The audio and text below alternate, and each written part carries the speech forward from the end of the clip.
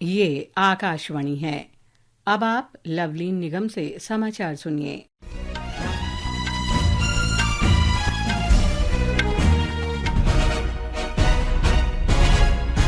प्रधानमंत्री नरेंद्र मोदी ने आज नई दिल्ली में यूरोपीय आयोग के अध्यक्ष उर्सुला वॉन डेर लेयन के साथ प्रतिनिधिमंडल स्तर की वार्ता की। वार्ता के बाद संयुक्त बयान में प्रधानमंत्री मोदी ने कहा कि भारत और यूरोपीय संघ ईयू के बीच 2 दशक पुरानी रणनीतिक साझेदारी मूलभूत और स्वाभाविक है। वॉन डेर लेयन 22 यूरोपीय संघ आयुक्तों के साथ भारत की 2 दिन की यात्रा पर कल नई दिल्ली पहुंची। ये ईयू कॉलेज ऑफ कमिश्नर्स की भारत की पहली यात्रा है। इस यात्रा से दोनों पक्षों के बीच द्विपक्षीय संबंध और प्रगाढ़ होने की उम्मीद है। इससे पहले यूरोपीय आयोग के आयुक्तों ने हाइड्रोजन ईंधन सेल प्रौद्योगिकी द्वारा संचालित एक बस से हैदराबाद हाउस की यात्रा की। भारत और यूरोप 2004 से रणनीतिक साझेदार हैं और उनके द्विपक्षीय संबंध विभिन्न क्षेत्रों में मजबूत हुए हैं। दोनों व्यापार, निवेश, जलवायु परिवर्तन और विज्ञान तथा प्रौद्योगिकी सहित व्यापक क्षेत्रों में महत्वपूर्ण संबंध साझा करते हैं। यूरोपीय संघ वस्तुओं के क्षेत्र में भारत का सबसे बड़ा व्यापारिक साझेदार है। दोनों पक्षों के बीच व्यापार पिछले 1 दशक में 90% तक बढ़ा है। विदेश मंत्री सुब्रमण्यम जयशंकर ने आज नई दिल्ली में वाणिज्य और उद्योग मंत्री पीयूष गोयल तथा सूचना प्रसारण मंत्री अश्विनी वैष्णव के साथ दूसरी भारत यूरोपीय संघ व्यापार और प्रौद्योगिकी परिषद की बैठक में हिस्सा लिया। एक सोशल मीडिया पोस्ट में डॉक्टर जयशंकर ने कहा कि उन्होंने semiconductor, artificial intelligence, 6G, electric वाहन, ग्रीन हाइड्रोजन और पारस्परिक रूप से लाभप्रद व्यापार व्यवस्था में नए अवसरों पर विचारों का आदान प्रदान किया।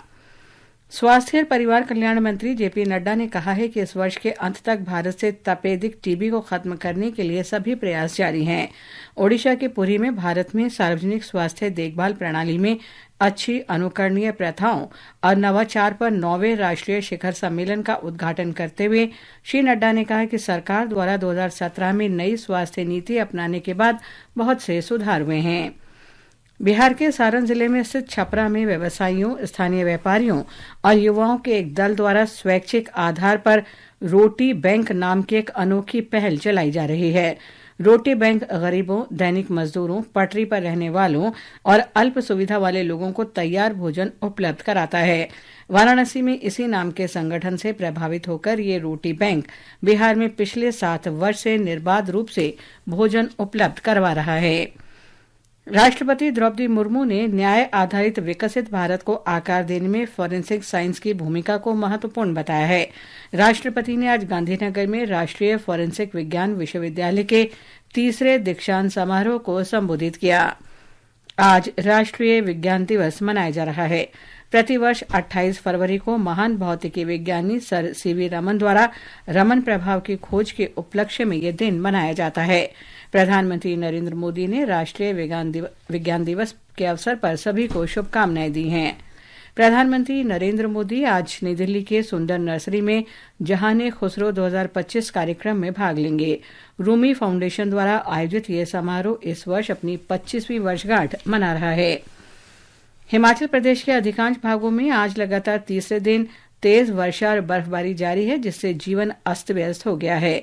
बर्फबारी और भूस्खलन के कारण कई स्थानों पर सड़क संपर्क प्रभावित हुआ है और राज्य के 4 जिलों में आज सभी शैक्षणिक संस्थान बंद हैं।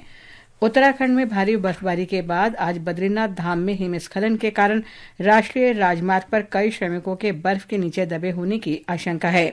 ये घटना माणा के घस्तोली से जोड़ने वाले राष्ट्रीय राजमार्ग पर हुई।